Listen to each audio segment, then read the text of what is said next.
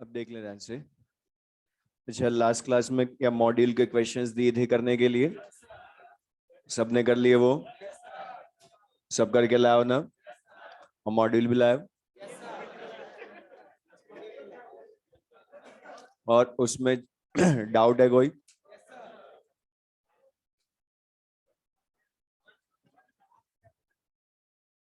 सुधर जाओ तुम लोग। देख लो ध्यान से।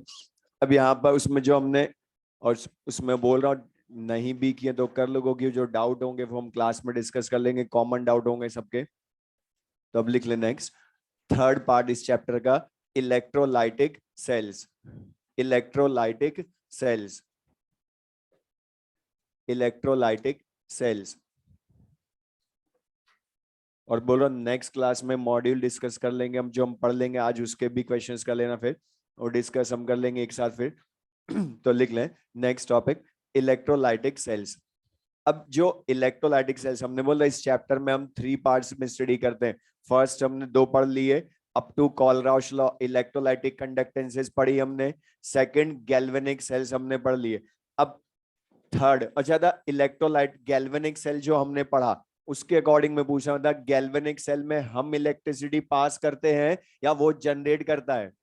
जनरेट करता है। जबकि यहां क्या होगा, हम इलेक्ट्रिसिटी पास करेंगे, उसकी वजह से रेडॉक्स रिएक्शन होगी।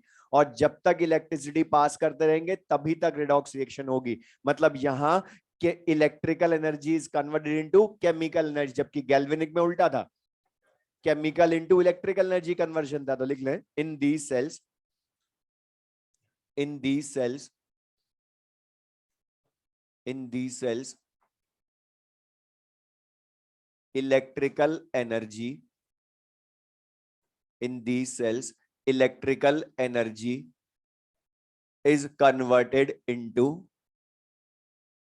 is converted into chemical energy, is converted into chemical energy.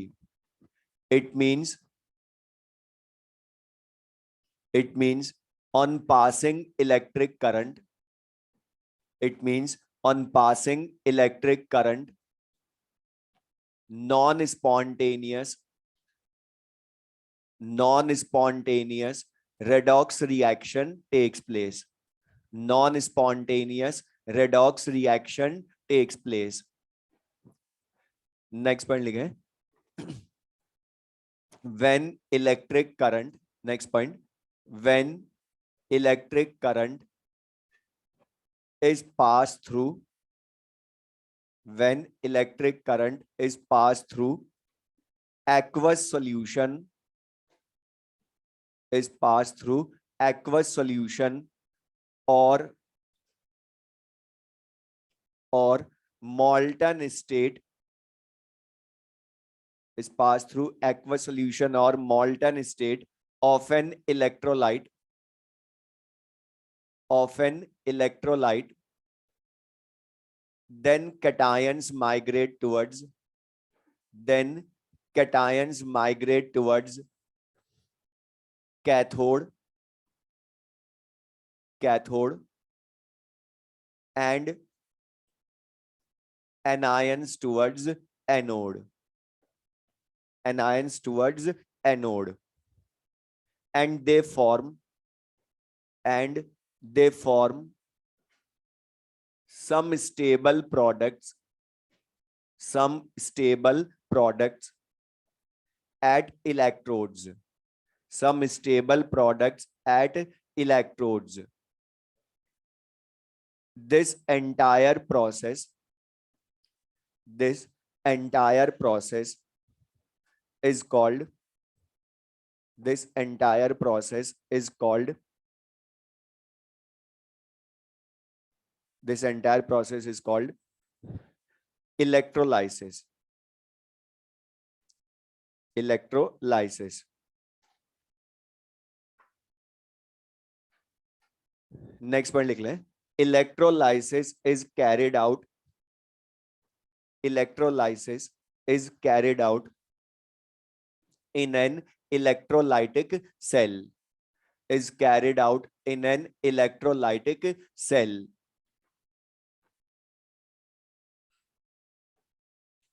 Is carried out in an electrolytic cell. Board पर से डायग्राम बना लें, फिर मैं इसको समझा रहा हूं, जो हमने पॉइंट्स लिखे बना लें बोर्ड पर से डायग्राम.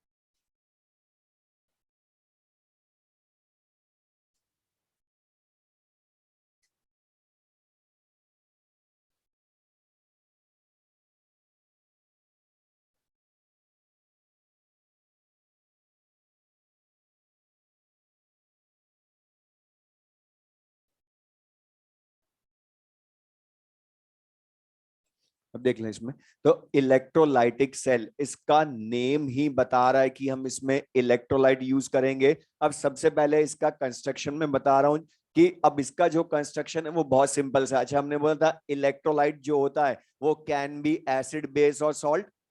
तो यहां जब हम इलेक्ट्रोलाइटिक सॉल्यूशन या इलेक्ट्रोलाइटिक सेल प्रिपेयर करते हैं तो सिंपल सा इसमें हम लेते हैं इन अ वेसल.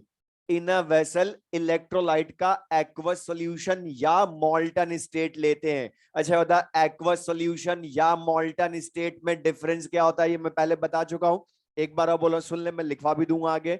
अच्छा बता, अगर मैं बोलूं NaCl का एक्वस सॉल्यूशन है तो बता हम क्या करते हैं, NaCl को वाटर में मिलाते हैं तो वो Na प्लस Cl माइनस में ब्रेक होगा. लेकिन मतलब साथ में H2O मॉलिक्यूल भी होंगे ना एक्वस सॉल्यूशन में.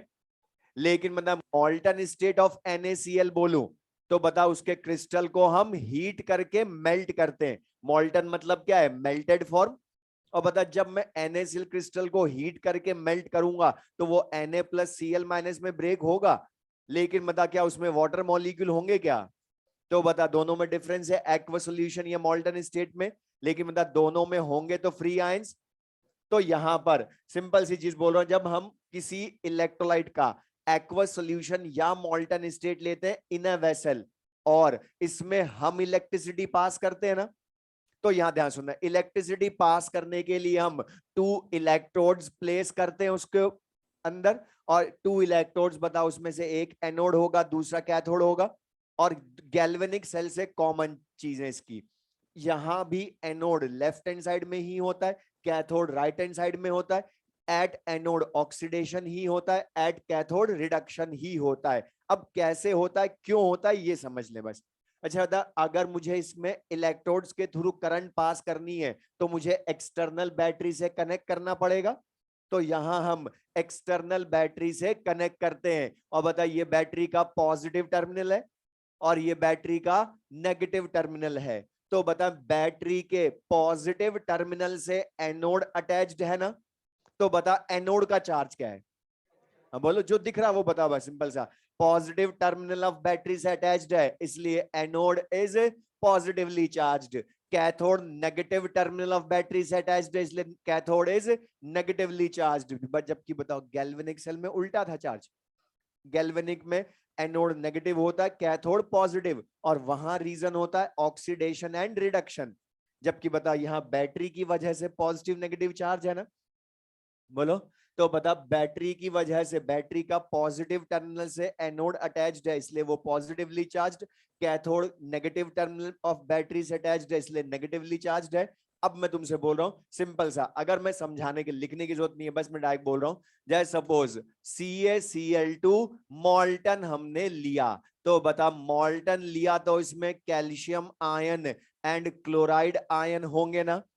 और बता जब मैं मॉल्टन CaCl2 में करंट पास करूंगा तो बता करंट इन आयंस को अपने ऑपोजिटली चार्ज्ड इलेक्ट्रोड की तरफ लेकर जाएगी। और बता कैटायन का ऑपोजिट इलेक्ट्रोड कौन सा है, कैथोड। तो बता कैटायन मूव टुवर्ड्स कैथोड, तो वो वहां जाएंगे। अच्छा एनायन मूव टुवर्ड्स एनोड, क्योंकि एनोड इनका ऑपोजिटली चार्ज्ड इलेक्ट्रोड है। तो बता कैटायन एनायन अपने ऑपोजिटली चार्ज्ड इलेक्ट्रोड की तरफ गए। अच्छा मुझे बता यहां पर जाकर ये जो एनायन है ये न्यूट्रल होगा ना पॉजिटिव चार्ज ऑफ एनोड से। अच्छा बता ये न्यूट्रल होगा कैसे। अच्छा था इसके पास इलेक्ट्रॉन डेफिशिएंसी है या इलेक्ट्रॉन रिच है, ये बोलो। इलेक्ट्रॉन रिच है ना ये, तो ये न्यूट्रल होने के लिए क्या करेगा, इलेक्ट्रॉन लूज करेगा। और इलेक्ट्रॉन लूज करेगा तो क्लोरीन एटम बनाएगा। बट बता क्लोरीन एटम इज अनस्टेबल, तो ये बहुत सारे क्लोराइड आयन होंगे तो क्लोरीन एटम भी बहुत सारे बनेंगे, इसलिए ये दूसरे क्लोरीन एटम से मिलकर क्या बना लेगा, Cl2। और बता Cl2 इज स्टेबल। तो बता यहां क्या हुआ, एनोड पर गया ना Cl-, इसने इलेक्ट्रॉन लूज किए। तो बता एट एनोड क्या हुआ, रिडक्शन या ऑक्सीडेशन। तो एट एनोड ऑक्सीडेशन ही होता है ना। और बता ये ऑक्सीडेशन जब हुआ तो इलेक्ट्रॉन लूज कर रहा है, बैलेंस कर दूं तो 2 इलेक्ट्रॉन लूज करेगा। और बता वो वायर के थ्रू इलेक्ट्रॉन कहां जाएगा, कैथोड पर। और कैथोड पर बता ये इलेक्ट्रॉन डेफिशिएंट कैटायन है ना। तो बता ये कैटायन उस इलेक्ट्रॉन को गेन करेंगे और +2 चार्ज है इसलिए 2 इलेक्ट्रॉन गेन करेगा और कैल्शियम मेटल बनेगी। और बता कैल्शियम मेटल तो एटम फॉर्म में ही स्टेबल। तो बता कैल्शियम आयन ने एट कैथोड इलेक्ट्रॉन गेन किए तो इसका क्या हुआ, रिडक्शन। तो बता oxidation at anode, reduction at cathode ही होता है ना यहां भी। और बता इसको कंबाइंडली मैं रेडॉक्स रिएक्शन बोल सकता हूं। अब मैं तुमसे क्वेश्चन पूछ रहा हूं, बता ये रेडॉक्स रिएक्शन कब हुई, जब हमने इसको बैटरी से कनेक्ट करके करंट पास की। अब मैं क्वेश्चन पूछ रहा हूं, ध्यान से बताना। अच्छा था अगर मैं ये बैटरी हटा दूं, बैटरी हटा दूं, अब पहले तो ये बताओ एनोड का और कैथोड का कोई चार्ज होगा क्या, क्योंकि बता बैटरी के पॉजिटिव टर्मिनल की वजह से ही तो एनोड पॉजिटिव था ना, बैटरी के नेगेटिव टर्मिनल की वजह से ही कैथोड नेगेटिव था। और बता जब हमने बैटरी ही हटा दी तो बता आयन किसी पर्टिकुलर इलेक्ट्रोड की तरफ मूव करेंगे या रैंडम मूवमेंट इन सॉल्यूशन, क्योंकि बता उनका ऑपोजिट चार्ज कहां है इलेक्ट्रोड अब, तो ये कहीं जाएगा ही नहीं। ये AIPMT का क्वेश्चन, उसने इतना सा पूछा था अगर इलेक्ट्रोलाइटिक सेल में से बैटरी रिमूव कर दें then direction of flow of ions, तो आंसर क्या था, एक option random movement in solution. तो बता समझ में आया क्यों, क्योंकि बैटरी की वजह से तो चार्ज है एनोड कैथोड का। अब मैं क्वेश्चन दूसरा पूछ रहा हूं, बता अगर हमने बैटरी हटा दी तो बता अब एनोड और कैथोड पर ऑक्सीडेशन रिडक्शन होगा या नहीं होगा। अच्छा बैटरी लगा दूं तो हो जाएगा, हटा दूं तो, मतलब बताइए रेडॉक्स रिएक्शन अपने आप हो रही है या हम करवा रहे हैं। तो ये स्पॉन्टेनियस या नॉन स्पॉन्टेनियस, पढ़ो first point. It means on passing electric current redox reaction non spontaneous takes place. समझ में आया नॉन स्पॉन्टेनियस क्यों बोला। सेकंड पॉइंट पढ़ो, जो मैंने सारा समझा दिया वो पढ़ो, उसमें लिखा है when electric current is passed through aqueous solution or molten state of an electrolyte, then cations move towards cathode, anions move towards anode, and they form some stable products at electrodes. This entire process is called electrolysis। और electrolysis होता किस में है, electrolytic cell में। अच्छा मुझे एक चीज बताएं, अब यहां से काम की चीज, द इलेक्ट्रोलाइसिस बोलूं या इलेक्ट्रोलाइटिक सेल बोलूं, मतलब दोनों में कोई डिफरेंस है क्या, मतलब इलेक्ट्रोलाइटिक सेल जो वर्किंग करता है उसी को तो इलेक्ट्रोलाइसिस बोलते हो, बोलो। तो बताइए मीनिंग क्लियर सबको, ये कुछ नहीं लिखना, मैं अभी आगे क्वेश्चन में लिखवाऊंगा सब, ये बस समझना था। बताइए ये चीज क्लियर सबको ये। अब यहां पर ध्यान सुनना, ये जो इलेक्ट्रोलाइसिस है इसको हम दो पार्ट्स में स्टडी करते हैं। कि फर्स्ट पार्ट कि ये जो प्रोडक्ट्स बने ये कौन से प्रोडक्ट बनेंगे, किसी इलेक्ट्रोलाइट का इलेक्ट्रोलाइसिस करवाते हैं तो मतलब प्रोडक्ट्स आइडेंटिफाई करवाएगा। और सेकंड पार्ट इसी का न्यूमेरिकल, जहां इनके प्रोडक्ट्स के अमाउंट्स की कैलकुलेशन करवाएगा जो फेराडेज लॉ से लाते हैं। तो लिख लें इसमें फर्स्ट, जोर से बोला, इलेक्ट्रॉन। अच्छा बता, इलेक्ट्रॉन लूज करेगा तो वायर में ही जाएगा ना, सॉल्यूशन में तो ट्रेवल नहीं कर सकता, तो वायर के थ्रू कहां जाएगा, कैथोड पर। ठीक है, फर्स्ट पार्ट इलेक्ट्रोलाइसिस का, बोर्ड पर देख लें। Qualitative aspect of electrolysis, qualitative aspect of electrolysis, qualitative aspect of electrolysis, qualitative aspect of electrolysis. लिख लें इसमें, in it, in it products formed, in it products formed during the electrolysis, products formed during the electrolysis of an electrolyte, of an electrolyte are identified. Products formed during the electrolysis of an electrolyte are identified, are identified. Next point लिखें, the product formation, next point, the product formation depends upon the product formation depends upon following factors, depends upon following factors, depends upon following factors. First लिख लें, first factor, nature of electrolyte, nature of electrolyte. अब board पर देख लें, इसका theory कुछ नहीं लिखनी, मैं तुमसे डायरेक्ट क्वेश्चन ही पूछ रहा हूं इसका।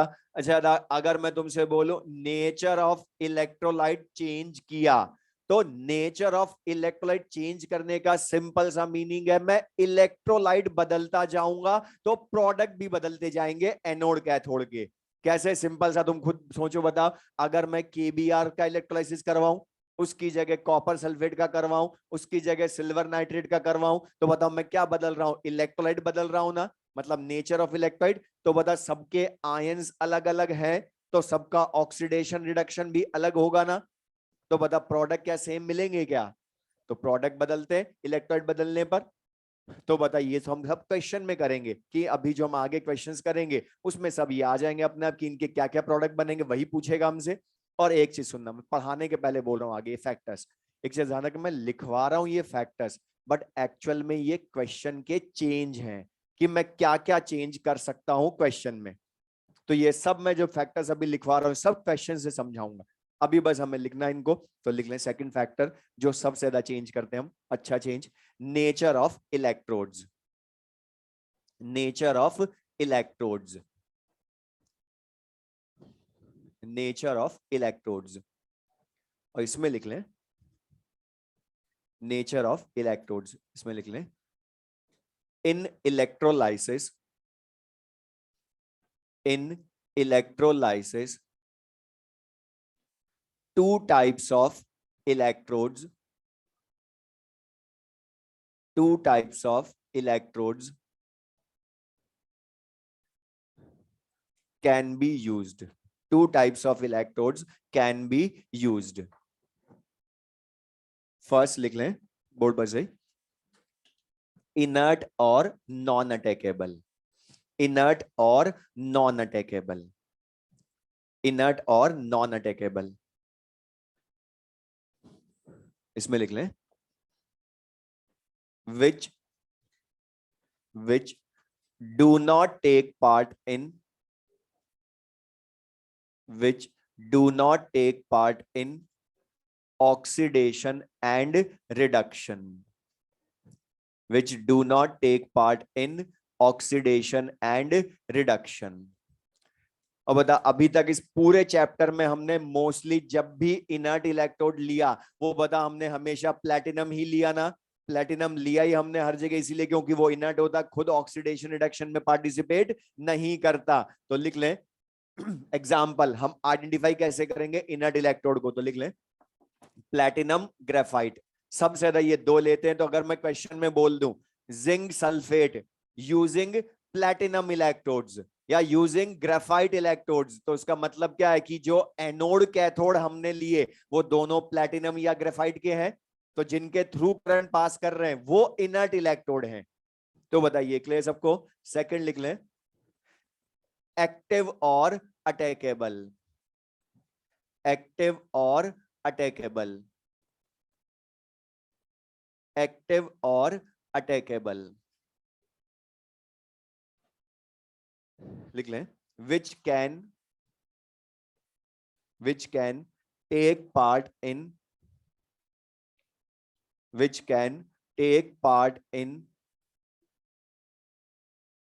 oxidation or reduction, which can take part in oxidation or reduction, which can take part in oxidation और रिडक्शन, सॉरी ऑक्सीडेशन एंड लिखा है और लिखा है और ऑक्सीडेशन और रिडक्शन, वो करेक्ट है।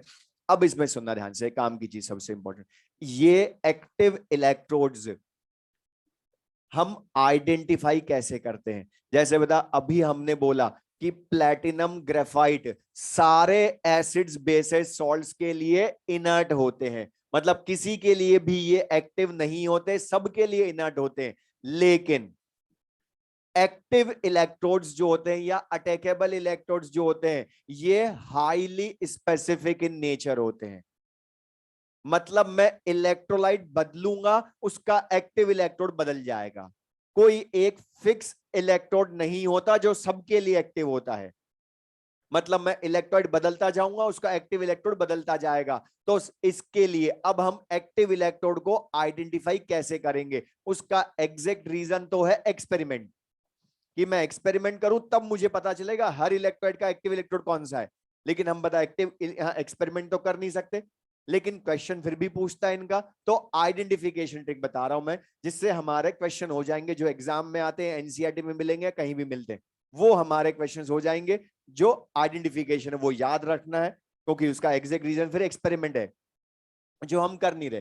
तो लिख लें एग्जाम्पल, दे आर, एग्जाम्पल लिख लें, they are generally made up of metals like, they are generally made up of metals like, board पर से लिख लें, जिंक, निकल, कॉपर, सिल्वर एटसेट्रा। सबसे ज्यादा ये चार ही मिलती हैं एक्टिव इलेक्ट्रोड में, जिंक, निकल, कॉपर, सिल्वर एटसेट्रा। इसी के आगे लिखना कंटिन्यू, जिंक, निकल, copper, silver etcetera when placed in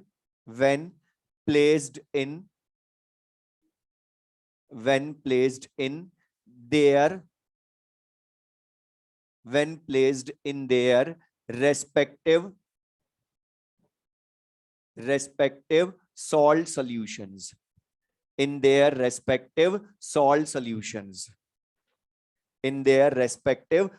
solutions। अब ये सुनना ध्यान से, इसको दोबारा पढ़ो, हमने क्या लिखा है कि ये जिंक, निकल, कॉपर, सिल्वर भी हमेशा एक्टिव नहीं होती हैं।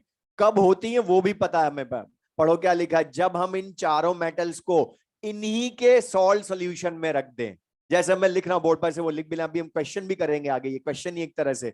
पढ़ो क्या लिखा है, जिंक सल्फेट में जिंक का ही कैथोड रख दूं, तो बता जिंक इलेक्ट्रोड्स को किस में रख दिया, ZnSO4, उसी जिंक का सॉल्ट सॉल्यूशन है ना ये। या silver nitrate using silver electrodes, तो बता अपने ही सॉल्ट सॉल्यूशन में रख रहे हैं ना हम इसको। तो मैं तुमसे डायरेक्ट पूछूं, बता कॉपर सल्फेट के लिए कौन एक्टिव, कॉपर इलेक्ट्रोड्स। निकल क्लोराइड के लिए निकल इलेक्ट्रोड्स। तो बता आइडेंटिफिकेशन तो बहुत सिंपल सा है ना, लिख भी ले, ध्यान रहेगा ये कि हमने जो लिखा है उसका मीनिंग क्या है, कि जब जिंक, निकल, कॉपर, सिल्वर को अपने ही सॉल्ट सॉल्यूशन में रख दें तो वो एक्टिव हो जाते हैं। और एक एग्जाम्पल और इसका जो ध्यान रखना, क्योंकि वो इस तरह का नहीं है, जैसे NaCl aqueous using mercury cathode. Mercury का जो कैथोड है वो NaCl के लिए एक्टिव होता है। ये मैं रीजन आगे बता दूंगा, वैसे याद भी होगा बहुतों को। बता, सोडियम आयन के लिए मरकरी एक्टिव है, क्यों? क्योंकि ये इसके साथ सोडियम अमलगम बना लेता है। लेकिन वो एग्जैक्ट मैं आगे बता दूंगा, बस अभी से ध्यान हो कि मेनली तो कौन से वाले होते हैं, जिंक निकल कॉपर सिल्वर अपने सॉल्ट सोल्यूशन में रखते हैं, या NaCl aqueous using mercury cathode. तो ये चीज क्लियर सबको? अब मैं क्वेश्चन बोल रहा हूं, जैसे मैं तुमसे बोलूं zinc sulphate using platinum electrodes, तो बता, मैंने बता दिया कि इनर्ट इलेक्ट्रोड की प्रेजेंस में करवाना है। लेकिन बोलूं zinc sulphate using zinc electrodes, तो भी बता दिया एक्टिव इलेक्ट्रोड्स। लेकिन आधे से ज्यादा बार वो हमें डायरेक्ट बोलेगा इलेक्ट्रोलाइसिस ऑफ जिंक सल्फेट, बस। अब उसने इलेक्ट्रोड बताया ही नहीं, तो हम हमेशा मानेंगे इनर्ट। क्यों? क्योंकि बता पूरी चैप्टर में हमने मेनली बता इनर्ट इलेक्ट्रोड ही काम में लिए हर जगह। तो लिख लें note,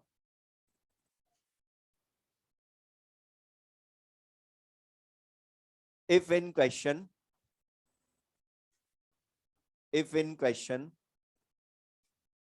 nothing is mentioned about, if in question nothing is mentioned about electrodes,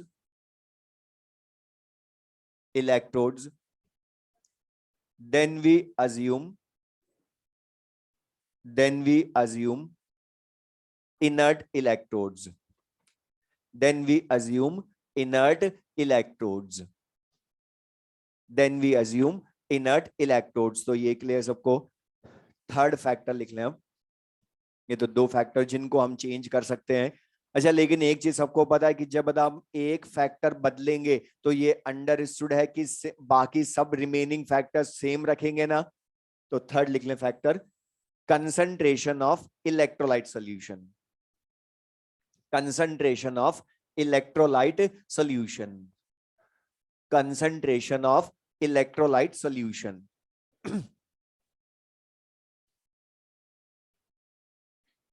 अभी मैं क्वेश्चन करवा दूं, अभी मैंने बोला ना खाली मैं लिखवा रहा हूं, अभी क्वेश्चन जब हम करेंगे तब ये सब चीजों का रीजन भी पढ़ेंगे।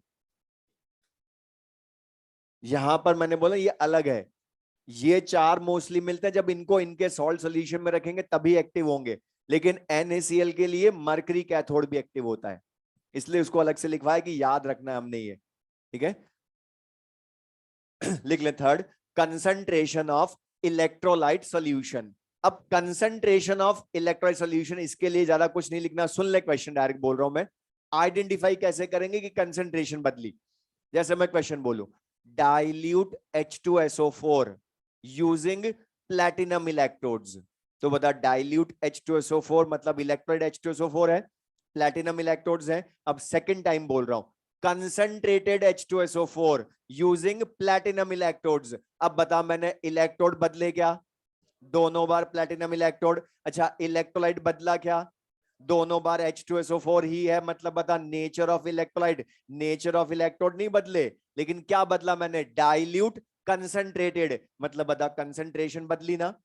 तो डाइल्यूट कंसंट्रेटेड लिखा तो पता चल जाएगा कंसंट्रेशन चेंज कर रहा हूं।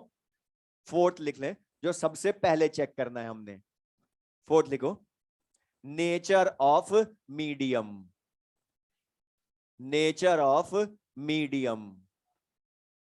अब नेचर ऑफ मीडियम का मतलब है कि हमने जो इलेक्ट्रोलाइट लिया है वो मॉल्टन स्टेट में लिया है या एक्वस सॉल्यूशन लिया है, क्योंकि वो भी प्रोडक्ट फॉर्मेशन को अफेक्ट करेगा। नेचर ऑफ मीडियम का मतलब है कि हमने एक्वस सॉल्यूशन लिया या मॉल्टन स्टेट ऑफ इलेक्ट्रोलाइट लिया। अब पहले मैं ये फोर्थ फैक्टर ही बता रहा हूं कि एक्वस सॉल्यूशन मॉल्टन स्टेट से प्रोडक्ट कैसे बदलते हैं या मीनिंग क्या है इनका। तो लिख लें नेक्स्ट टॉपिक इसी में। तो जो फोर फैक्टर्स हमारे सिलेबस में वो मैंने बता दिए, अब इनको मैं क्वेश्चन से समझाऊंगा, तो अब ध्यान समझना, मेन चीज है अब है। तो लिख लें, electrolysis in मॉल्टन state of an electrolyte, electrolysis in molten state of an electrolyte. Electrolysis in molten state of an electrolyte. Electrolysis in molten state of an electrolyte. अच्छा बता, molten state में only cation anion of electrolyte he oxidize reduce हुए थे ना. हमने CaCl2 molten किया तो बता कैल्शियम आयन क्लोराइड आयन का ही ऑक्सीडेशन रिडक्शन हुआ था, क्योंकि बता साथ में वाटर मॉलिक्यूल नहीं होते molten में. तो लिख लें in it, इसमें लिख लें in it only, in it only cation and anion, only cation and anion of electrolyte, of electrolyte undergoes oxidation and reduction, undergoes oxidation and reduction, undergoes oxidation and reduction. अब direct question लिखना है, इसकी theory कुछ नहीं है, question लिख लें board पर से. Lead bromide molten using platinum electrodes, lead bromide molten using platinum electrodes. तो बता यहां पर हमें पता चल रहा है प्लैटिनम इलेक्ट्रोड्स लिखा तो इनर्ट इलेक्ट्रोड है ना. दूसरा बता मॉल्टन है मतलब वाटर नहीं है, ओनली कैटायन आयन में ब्रेक होगा. तो इस तरह के क्वेश्चंस. अब वो तुमसे पूछेगा एनोड पर क्या प्रोडक्ट मिलेगा, कैथोड पर क्या मिलेगा. तो कैसे करना है तो ध्यान सुनना. सबसे पहले जो इलेक्ट्रोलाइट हो मॉल्टन स्टेट में तो उसको आयन में ब्रेक करके लिखो. लेड आयन ब्रोमाइड आयन में ब्रेक होगा ना ये. अच्छा अब बताओ, इसमें जब हम करंट पास करेंगे तो कैटायन मूव टुवर्ड्स कैथोड, तो लेड आयन बता टुवर्ड्स कैथोड जाएगा. ब्रोमाइड आयन एनायन है इसलिए वो एनोड की तरफ जाएगा. देन बता एनायन इलेक्ट्रॉन रिच होता है तो इलेक्ट्रॉन लूज करेगा, तो उसकी इक्वेशन लिखें. ब्रोमीन एटम बट स्टेबल होने के लिए Br2 बना लेगा, और इलेक्ट्रॉन भी लूज करेगा. -1 से 0 में गया लेकिन बैलेंस करेंगे तो 2Br minus gives Br2 plus 2 electron. तो बता एनोड का प्रोडक्ट क्या हो गई, Br2. सिंपल सा. और बता जो एनोड पर इलेक्ट्रॉन लूज हुए वो कैथोड पर ट्रेवल करेंगे और वहां किसका रिडक्शन करेंगे, लिख भी लें. लेड आयन का करेंगे, +2 चार्ज है इसलिए 2 मोल इलेक्ट्रॉन गेन करेंगे और लेड मेटल डिपॉजिट हो जाएगी कैथोड पर. तो बता एनोड का प्रोडक्ट क्या हो गई, Br2. कैथोड का प्रोडक्ट लेड मेटल. तुमसे यही क्वेश्चन पूछेगा और बता बिल्कुल सिंपल सा है क्वेश्चन ये. तो बता दूसरा क्वेश्चन दूं तो कर लेंगे. तो लिख लें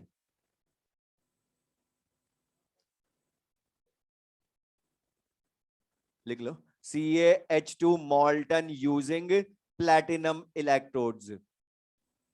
CaH2 molten using platinum electrodes. अब इसमें एनोड कैथोड पर क्या प्रोडक्ट मिलेंगे हम बताने में.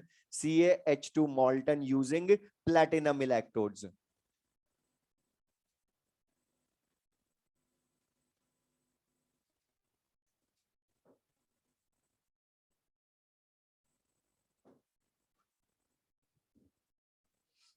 करेक्ट है.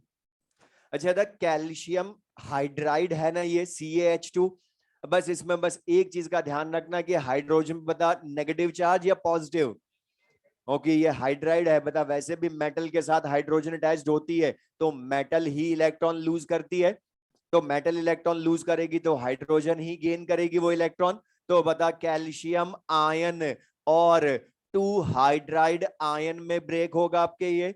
अच्छा बता एनायन H माइनस एनोड पर जाएगा, कैटायन कैल्शियम आयन कैथोड पर जाएगा.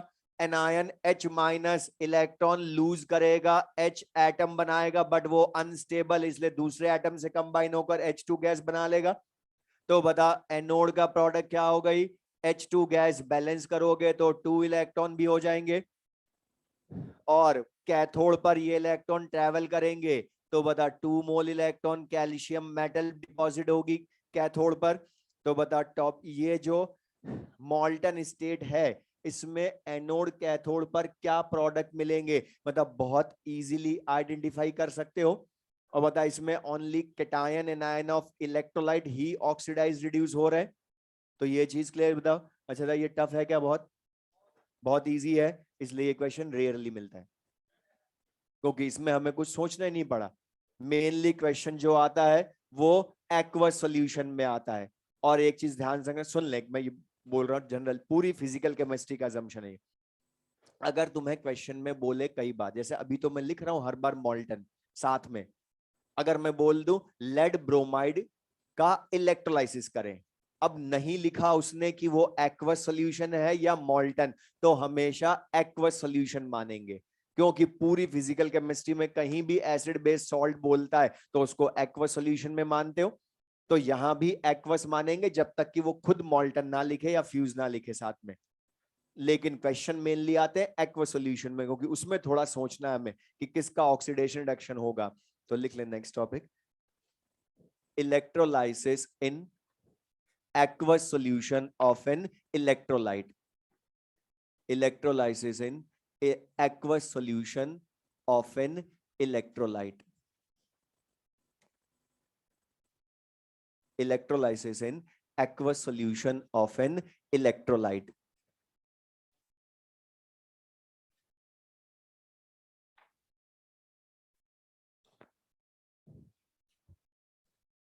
इसमें लिख लें in it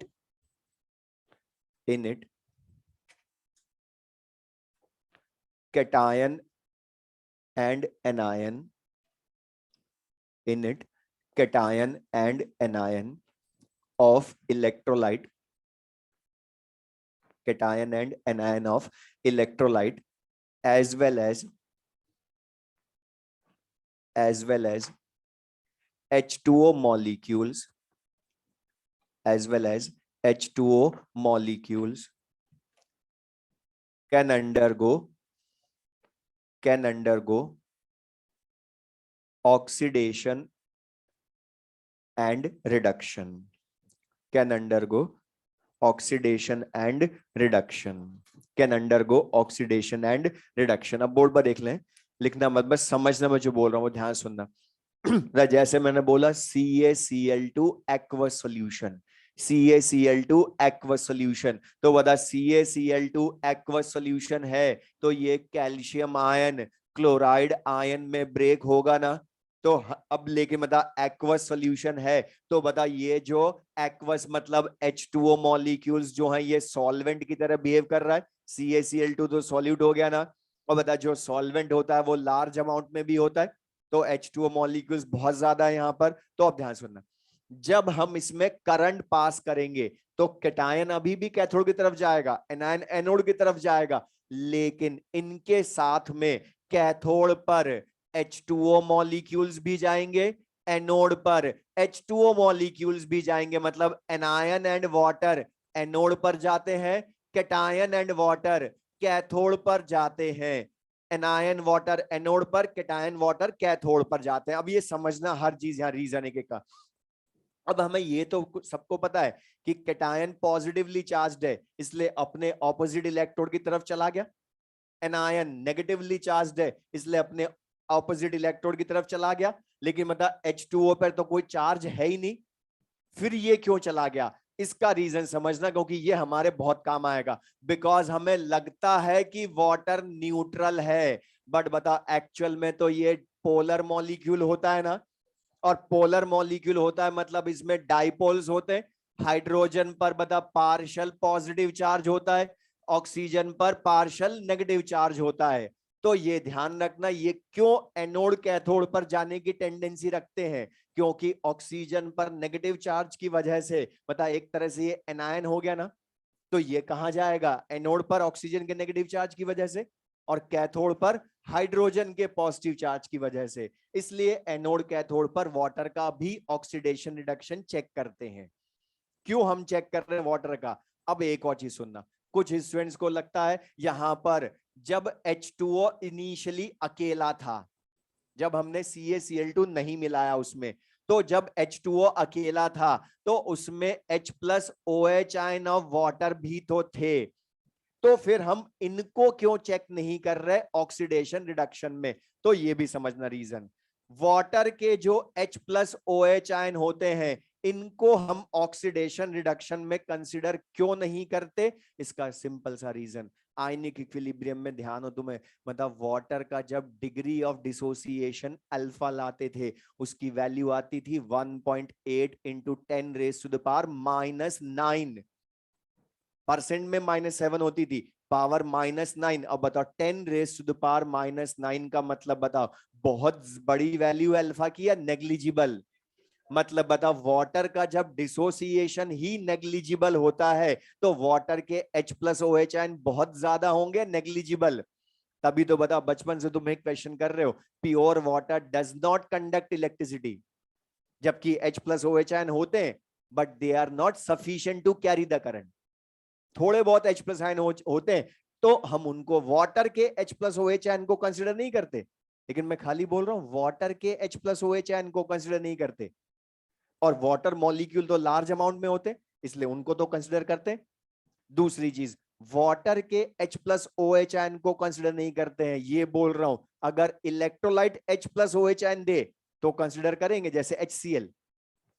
अब बता HCl खुद तो H प्लस आयन देगा ना, तो HCl के H प्लस आयन को कंसिडर करेंगे हम, लेकिन वाटर को नहीं करते। तो ये चीज क्लियर सबको, जिनको भी कंफ्यूजन था ये समझ में आया। अब लेकिन यहां पर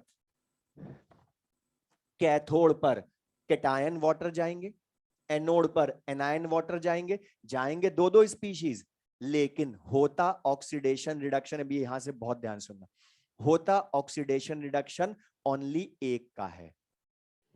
अब किसका होगा वो हमें डिसाइड करना है, जिसका नहीं होगा वो सॉल्यूशन में रह जाएगा।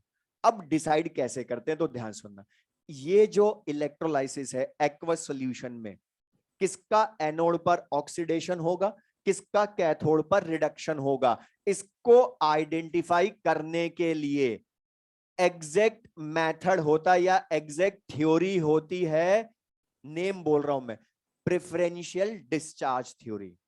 प्रेफरेंशियल डिस्चार्ज थ्योरी, लेकिन वो थ्योरी हमारे सिलेबस में नहीं है, एनसीईआरटी में नहीं है, लेकिन क्वेश्चन है तो यूज तो करनी है हमें, लेकिन मैं डायरेक्ट नहीं लिखवा सकता उसका नाम।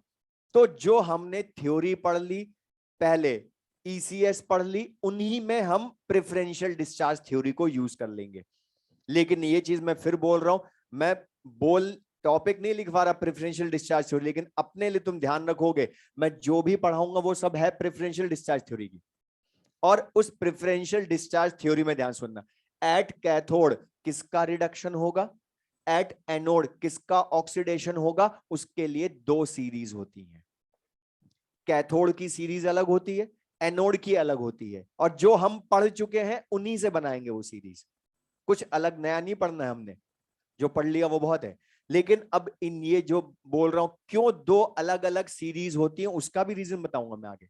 प्रेफरेंशियल डिस्चार्ज थ्योरी में दो सीरीज क्यों बनाए, एनोड की अलग कैथोड की अलग, उसका रीजन बताऊंगा। उसके पहले अब लिख लें नेक्स्ट, एट कैथोड, जैसे मैं लिख रहा हूं बोर्ड पर से वैसे लिख लें, एट कैथोड मतलब कैथोड पर कौन कौन जाएंगे, cation and H2O, cation and H2O।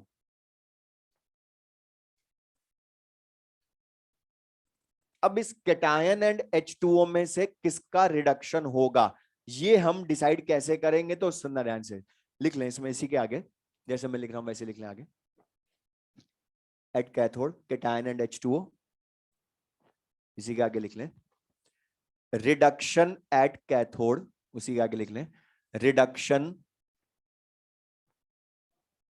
At cathode, reduction at cathode takes place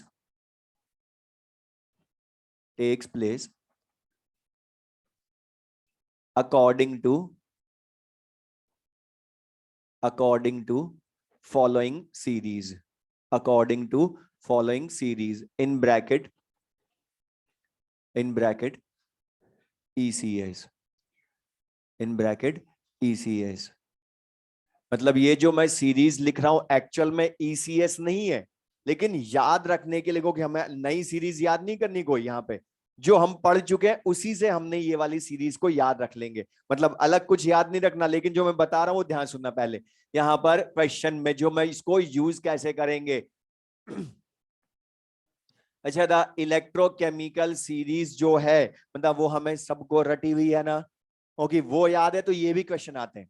अच्छा इसमें बता, सबसे पहले लिथियम आयन ही होता है और लिथियम केटायन, और बता उसमें हमने वाटर लिखा था ना पहले गैल्वेनिक सेल में जब ECS पढ़ी थी, तब मैंने बोला था वाटर वहां कुछ काम नहीं आता, लेकिन काम आएगा आगे जाकर इलेक्ट्रोलाइसिस में। तो बता हमने वाटर लिखा था जिंक के पहले या मैंगनीज के बाद, तो बता यहां पर अच्छा मुझे बता कैटायन वाटर में से किसका रिडक्शन होगा, उसके लिए हमने पढ़ा है, बता जिसका SRP ज्यादा होता है उसका रिडक्शन इजीली होता है।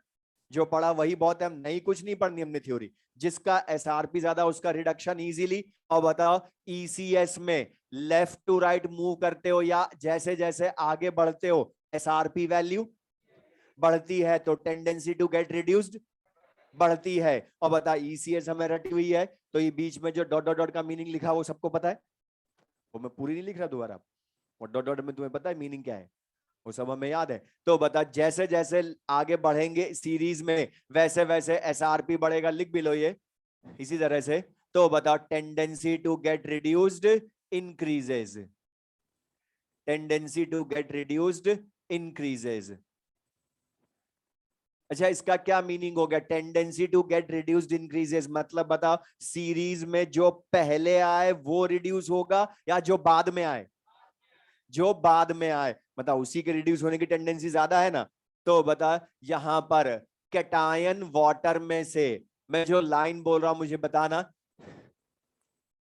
सुन ले पहले, अगर इलेक्ट्रोलाइट का कैटायन, इसको यूज कैसे करना वो बता रहा हूं मैं, अगर इलेक्ट्रोलाइट का कैटायन H2O के बाद वाला है सीरीज में, तो बता उस कैटायन का रिडक्शन होगा, क्योंकि बता H2O से ज्यादा उसकी टेंडेंसी होगी ना रिड्यूस होने की, लेकिन बता कैटायन वाटर के पहले वाला है तो वाटर का रिडक्शन हो जाएगा। तो अब मुझे तुम क्वेश्चन ही बता दो, बता कैल्शियम आयन वाटर में से किसका रिडक्शन वाटर का होगा ना, बता कैल्शियम आयन तो बहुत पहले रह गया, वाटर बाद में, तो बता आइडेंटिफिकेशन तो बहुत सिंपल है, बस हमें चेक करना और जो पढ़ चुके वही बहुत है।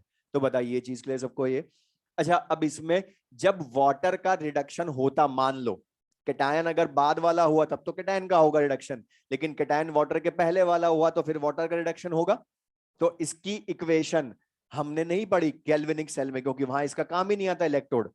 तो वाटर का जब रिडक्शन होता है तो क्या प्रोडक्ट मिलेंगे और क्यों मिलेंगे वो दोनों हमें पता हो। तो वाटर का जब रिडक्शन होता है तो मिलती है हाइड्रोजन गैस, मतलब प्रोडक्ट किसको बोलते हैं हम, हाइड्रोजन गैस को, और सॉल्यूशन में OH आयन डिसॉल्व होते हैं। अच्छा इसका पहला एक क्वेश्चन थियोरेटिकल सुन ले, मैं जो पूछ रहा हूं बताना ध्यान, सामने जो लिखा है,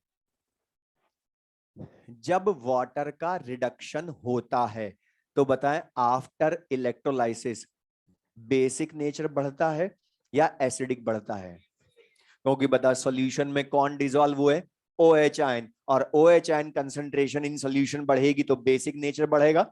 तो तुमसे कई बार वो पूछेगा आफ्टर इलेक्ट्रोलाइसिस बेसिक नेचर बढ़ता है एसिडिक, तो चेक करना H+ आयन डिसॉल्व हुए सॉल्यूशन में या OH आयन। दूसरा एक और चीज सुन लो, यहां वाटर का जब रिडक्शन हुआ तो हाइड्रोजन गैस ही प्रोडक्ट क्यों मिली, उसका रीजन भी समझ।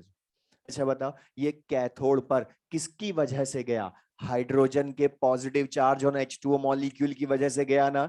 तो बता जिसकी वजह से गया फिर रिडक्शन भी उसी का होगा। और बता हमने पढ़ा है H+ आयन के रिडक्शन से, तो हमने हर बार बताओ गैल्वेनिक सेल में भी सब जगह बता H2 गैस ही बनाई ना। तो जिसकी वजह से गया बता उसी के रिडक्शन से H2 गैस बनेगी, तो याद रखना इजी हो गया ना कि यही प्रोडक्ट क्यों मिलती है रिडक्शन पर, क्योंकि H+ आयन की वजह से गया तो H2 गैस मिलेगी। लिख लें,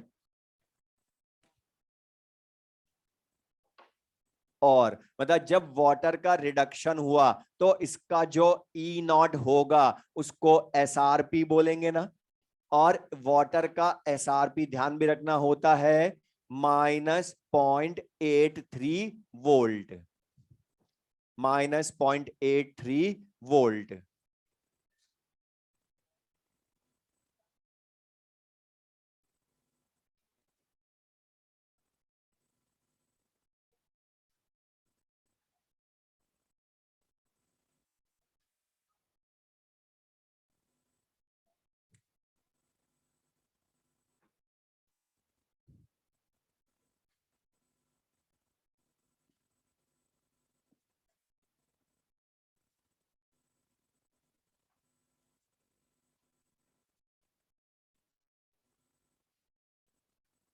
तो बताइए क्ले सबको वाटर का रिडक्शन होगा कब, कब केटायन का होगा तो आइडेंटिफाई कर सकते हैं। लेकिन अब एक चीज सुनना ध्यान से, ये जो ECS है यहां पर ध्यान सुनना, ये हम यूज करते हैं ओनली फॉर रिडक्शन, ये ऑक्सीडेशन में यूज नहीं कर सकते। क्यों मैं बोल रहा हूं बार बार, ये जो सीरीज है ये दोनों, ये ECS है नहीं, ये प्रेफरेंशियल डिस्चार्ज थ्योरी की सीरीज है।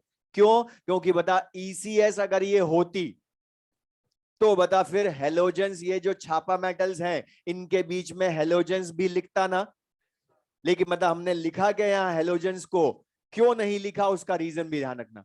बिकॉज बता चारों हेलोजन होती तो उनका आयन F-Cl-Br-I- होता, और बता एनायन का रिडक्शन होता है या ऑक्सीडेशन होता है?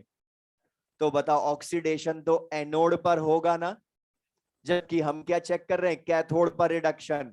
तो क्यों दोनों की सीरीज हम अलग अलग पढ़ रहे हैं? ये है ही नहीं एक्चुअल में इलेक्ट्रोकेमिकल सीरीज, तो इसलिए मैं बोल रहा हूं बार बार, ये क्यों बोल रहा हूं, ECS only reduction at cathode में काम में लेना, ऑक्सीडेशन में कभी मत सोचना ECS को, क्योंकि उसके लिए अलग सीरीज में बताऊंगा, क्योंकि वहां ऑक्सीडेशन होता है और ऑक्सीडेशन तो एनोड पर होता है, और यहां तो केटायन वाटर जाते हैं कैथोड पर, तो अलग चीजें हैं दोनों।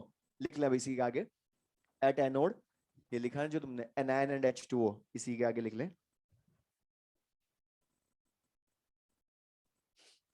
एनायन एंड H2O, इसी के आगे लिख ले oxidation at anode, oxidation at anode takes place, oxidation at anode takes place according to following series। Board पर से लिख लें, according to following series।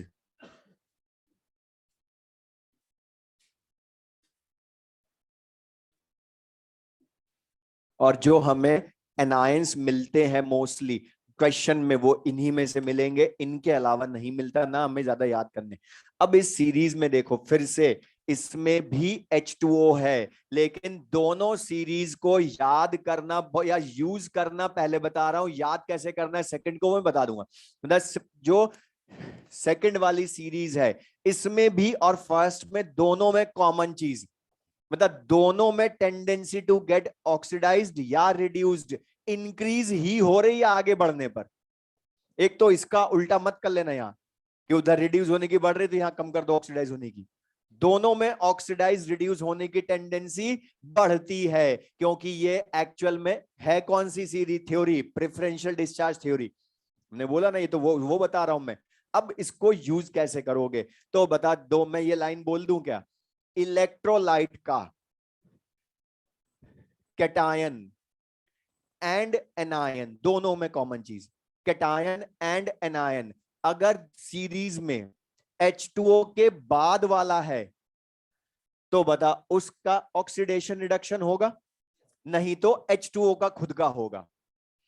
मतलब बाद वालों की तो टेंडेंसी टू ऑक्सीडाइज रिड्यूस ज्यादा है ना, तो बता बाद वाले कैटायन हुए वाटर के या एनायन हुए तो उनका ऑक्सीडेशन, नहीं तो वाटर का खुद का हो जाएगा ना, मतलब पहले वालों का तो वैसे भी नहीं हो सकता।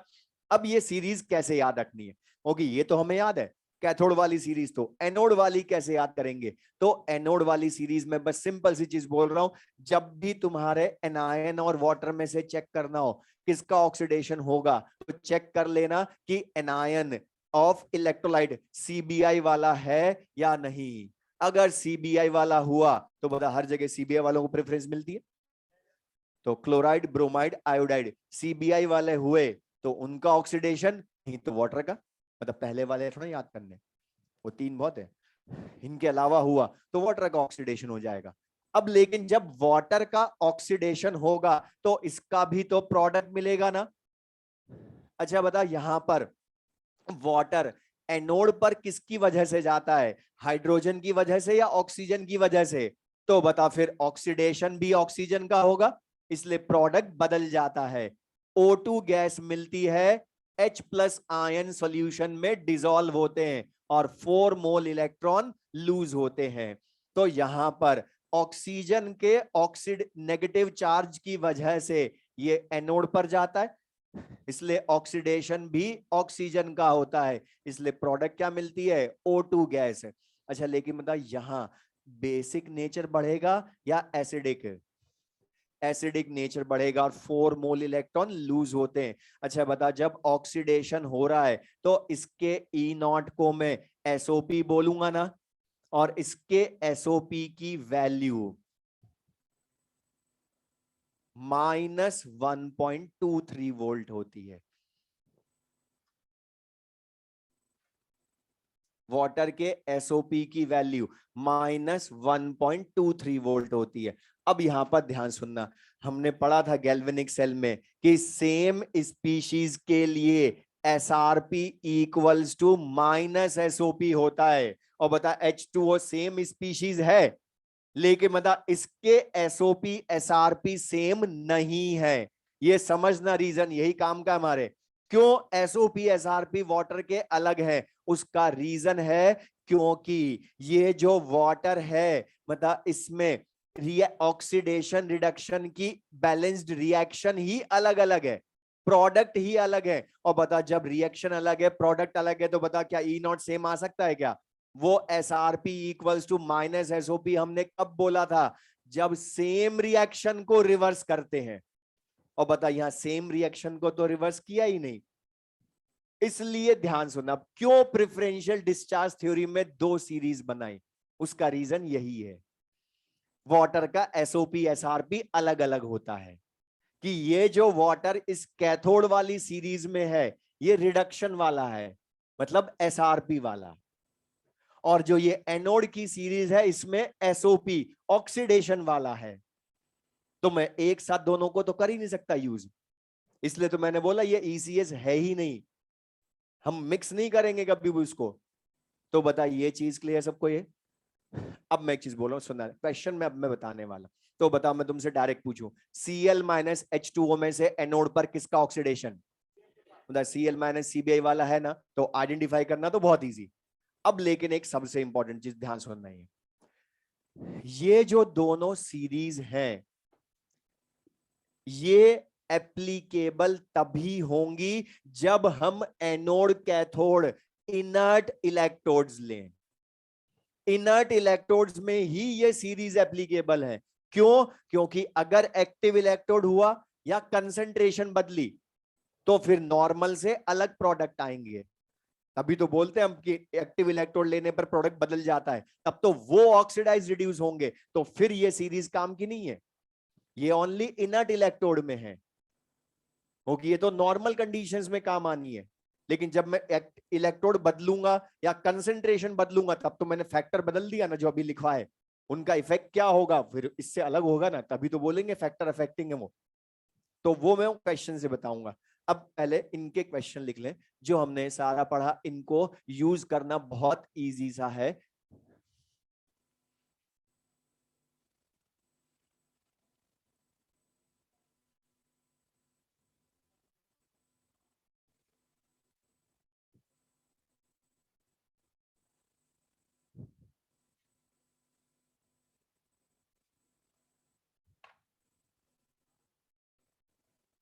क्वेश्चन लिख लें, बोर्ड पर से लिख लो। K B R aqueous using platinum electrodes. KBr aqueous using platinum electrodes. KBr aqueous using platinum electrodes. अब पहले तो मैं जो पूछा वो बताना ध्यान से, बस सुन ले मैं जो बोल रहा हूं। पहले एक क्वेश्चन में समझा रहा हूं, ऐसे बाकी सब क्वेश्चन करना। पहली चीज तो बताओ, इसमें एनोड कैथोड की सीरीज एप्लीकेबल है या नहीं? इलेक्ट्रोड कौन से लिखे सबसे पहले वो चेक करना। मतलब इनर्ट इलेक्ट्रोड्स लिखे हैं ना, प्लैटिनम इलेक्ट्रोड्स, तो इनर्ट है तो एनोड कैथोड की सीरीज काम आएगी। अब क्वेश्चन बहुत इजी। सबसे पहले जो इलेक्ट्रोलाइट दिया मतलब उसको आयन में ब्रेक करके लिखे K plus B R minus. अच्छा साथ में बता कैथोड पर H2O भी जाएगा, ब्रोमाइड आयन के साथ भी H2O जाएगा। तो बता ब्रोमाइड आयन वाटर एनोड पर जाएंगे ना, K प्लस वाटर कैथोड पर जाएंगे, लेकिन बता दोनों का रिडक्शन ऑक्सीडेशन तो नहीं हो सकता एनोड कैथोड पर, और सीरीज हमें दोनों की पता है ही सही। तो बता एनोड पर ब्रोमाइड आयन वाटर में से बता ब्रोमाइड आयन CBI वाला है ना, तो वाटर का ऑक्सीडेशन या ब्रोमाइड आयन का, तो बता लिख भी ले ब्रोमाइड आयन जो एक्वस सॉल्यूशन में है वो ब्रोमीन एटम बनाएगा इलेक्ट्रॉन लूज करके, बट ब्रोमीन अनस्टेबल एटम, इसलिए दूसरे से कंबाइन होकर Br2 बना लेगा। तो बता प्रोडक्ट मिल गया एनोड का Br2। बैलेंस करूंगा तो 2Br minus gives Br2 plus 2 electron. अब ये कैथोड पर जाएंगे। अब बताओ कैथोड पर K प्लस ECS में पहले आता है या वाटर बाद में आता है? अरे एक ही बात है, K प्लस पहले आता है वाटर बाद में आता है। तो बता वाटर का रिडक्शन होगा ना, और वाटर का रिडक्शन होगा तो बता यहां पर अब प्रोडक्ट क्या मिल जाएगी? Hydrogen gas. और सॉल्यूशन में बताएं H प्लस आयन डिसॉल्व होंगे या OH आयन? OH ion. तो बता पहला क्वेश्चन, इसमें थ्योरेटिकल भी फिक्स है क्वेश्चन, जो एक क्वेश्चन कि एनोड कैथोड के प्रोडक्ट बताएं और आइडेंटिफाई करना बहुत इजी। दूसरा क्वेश्चन, आफ्टर इलेक्ट्रोलाइसिस वो तुमसे क्वेश्चन पूछेगा आफ्टर इलेक्ट्रोलाइसिस। तो पहले तो बताओ आफ्टर इलेक्ट्रोलाइसिस सॉल्यूशन में OH आयन डिसॉल्व हो रहे हैं ना, तो बताओ OH ion concentration in solution कम होगी या बढ़ेगी? और बता OH आयन लिख भी लें साथ में, OH आयन कंसंट्रेशन जितनी ज्यादा होगी बता उतना बेसिक नेचर ऑफ सॉल्यूशन, बोलो, बढ़ेगा। जितना OH आयन कंसंट्रेशन ज्यादा उतना बेसिक नेचर ज्यादा। अच्छा बता बेसिक नेचर जितना ज्यादा उतना बताओ जितना स्ट्रॉन्ग बेस होता जाएगा उतना बता pH ऑफ सॉल्यूशन कम होगी या ज्यादा होती है? बोलो, ज्यादा होती है। तो तुमसे क्वेश्चन में कई बार पूछ लेगा इसका इलेक्ट्रोलाइसिस करवाने पर आफ्टर इलेक्ट्रोलाइसिस pH बढ़ेगी, कम होगी या कांस्टेंट रहेगी? तो बता चेक कर सकते हो। सिंपल से एक चीज बोल रहा हूं, जब भी आफ्टर इलेक्ट्रोलाइसिस कुछ भी पूछे तो चेक करना कौन कौन से आयन सॉल्यूशन में बचे। अब बता यहां पर OH आयन सॉल्यूशन में बचा ना आफ्टर इलेक्ट्रोलाइसिस, और दूसरा बता K प्लस भी बचा क्योंकि उसका कुछ नहीं हुआ। तो बता मैं इसको सुन ले, मैं इसको ये भी बोल सकता था आफ्टर इलेक्ट्रोलाइसिस KOH का एक्वस सॉल्यूशन फॉर्म हुआ, लेकिन KOH स्ट्रॉन्ग बेस है इसलिए वापस K प्लस OH माइनस में 100% ब्रेक, इसलिए वो मिलेंगे अलग अलग ही, लेकिन KOH का एक्वस सॉल्यूशन तो बोल सकता हूं ना फॉर्म हुआ। तो बताइए क्लियर सबको ये? और सिंपल सा क्वेश्चन, कोई टफ नहीं है, बस हमने चेक करना इलेक्ट्रोलाइट कौन से हैं, तो यूज कर लेंगे। सेकंड लिख लें। Next question,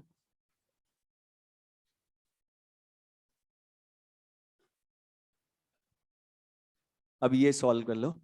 silver nitrate aqueous using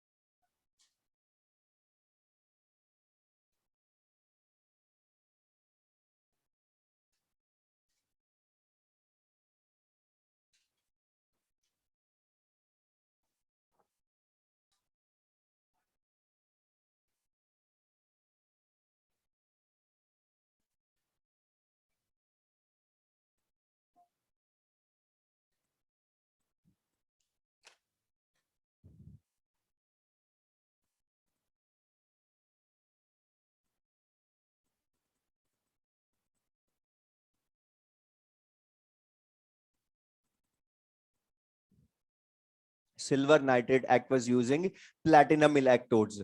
अच्छा, इसमें एनोड कैथोड की सीरीज काम आएगी क्या, पहले बताएं।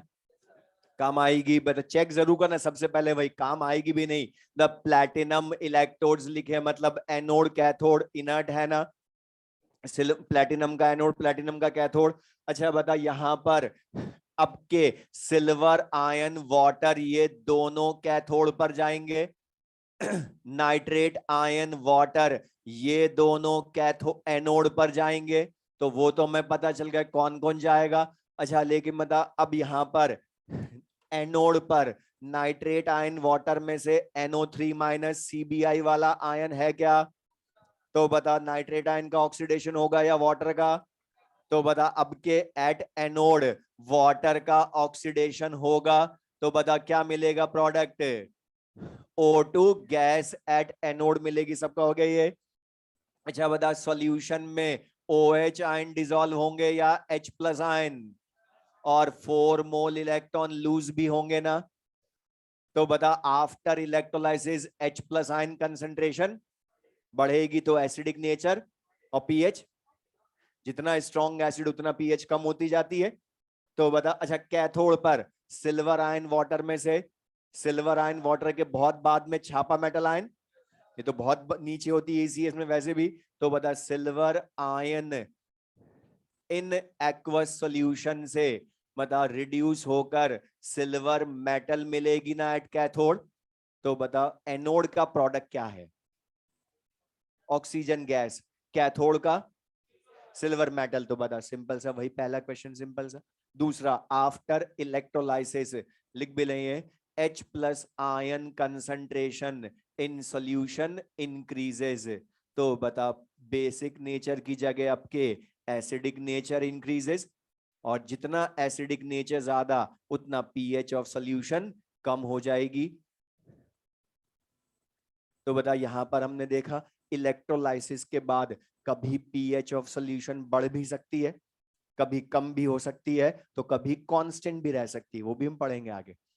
मतलब पीएच में हर तरह का चेंज आ सकता है। और अभी से बोल रहा हूँ, नेक्स्ट क्लास में हम इसका फेराडेज लॉस का जब हम पढ़ेंगे, उसका सबसे अच्छा न्यूमेरिकल भी यही होगा कि जो पीएच कम हुई या बढ़ी उसकी न्यूमेरिकल वैल्यू कैलकुलेट करवाएगा। लेकिन उसका कंसेप्ट सारा ये थ्योरी, ये यूज करना आता है तो एक लाइन का क्वेश्चन होगा पीएच वाला। लेकिन यहां तक ये पहले क्लियर सबको। अब ध्यान समझना, जो मैं नेक्स्ट क्वेश्चन इनमें चेंजेस करता जा रहा हूं अब। अच्छा, हमने यहां पर एक चेंज कर लिया, एक फैक्टर पढ़ लिया, नेचर ऑफ इलेक्ट्रोलाइट बदलता जाऊं तो बता प्रोडक्ट बदलता जाता है। इलेक्ट्रोलाइट बदला, इलेक्ट्रोड नहीं बदला।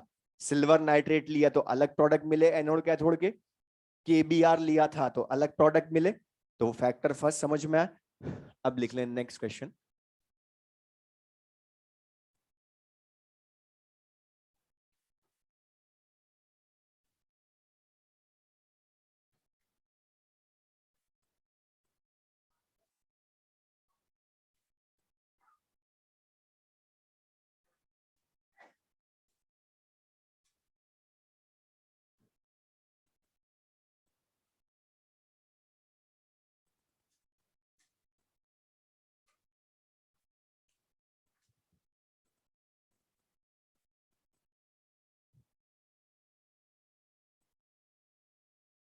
अब देख लें इसमें, इसको पहले तो मुझे बता, जो अभी हमने क्वेश्चन किया और जो मैं अब बताने वाला हूं, इन दोनों क्वेश्चंस में कॉमन क्या है?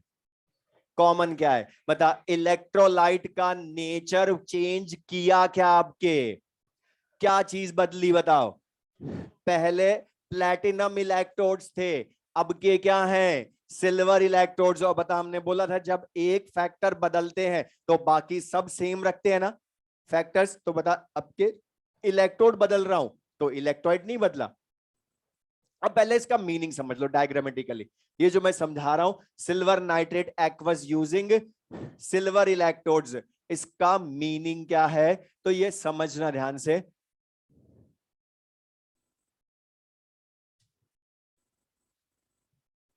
यहां पर ध्यान से देखना, जो एनोड है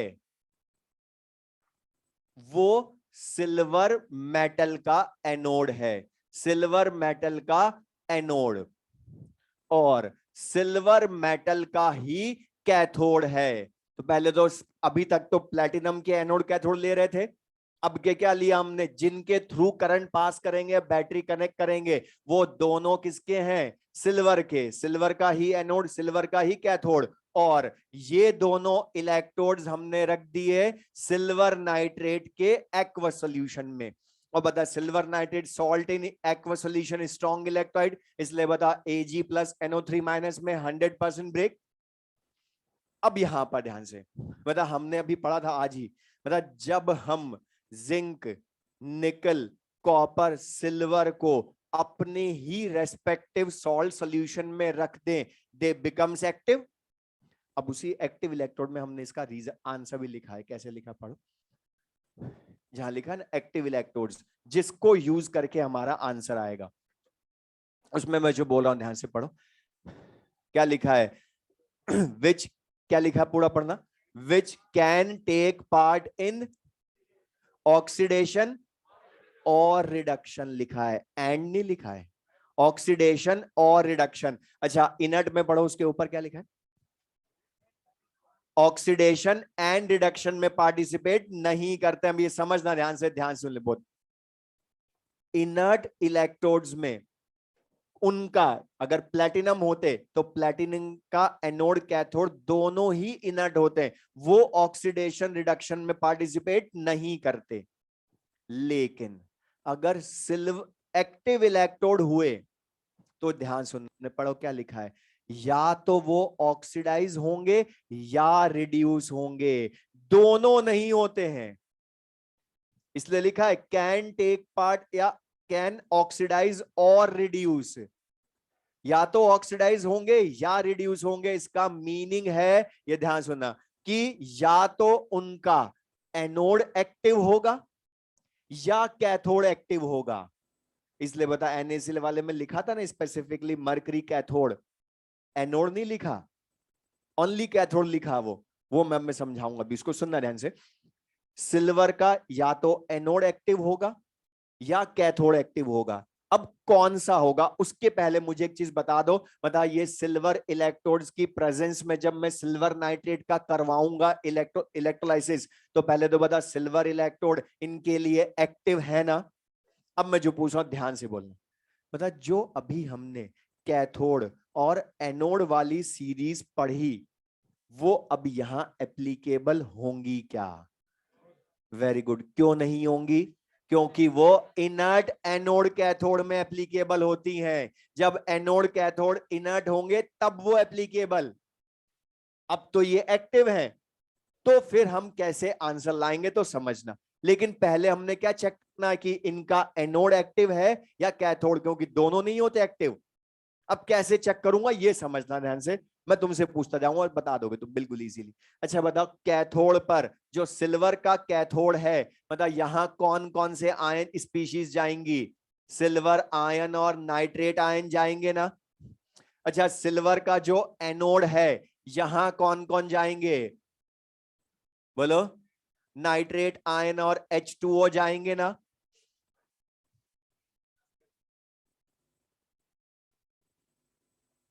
सही लिखा है, देख लें से, तो बता सिल्वर का जो कैथोड है वहां Ag प्लस वाटर जाएगा, एनोड पर NO3 माइनस वाटर जाएगा। अब लेकिन इनमें से एनोड का सिल्वर एक्टिव है या कैथोड का सिल्वर एक्टिव है वो चेक करना है हमने, तो ध्यान सुनना। अच्छा बता अगर एनोड पर ऑक्सीडेशन होगा तो इलेक्ट्रॉन लूज होंगे और वो इलेक्ट्रॉन कैथोड पर आएंगे ना। अच्छा बता ये जो सिल्वर का इलेक्ट्रोड है ये सिल्वर रॉड है ना, और सिल्वर रॉड मतलब सिल्वर सॉलिड एटम ही है ना ये।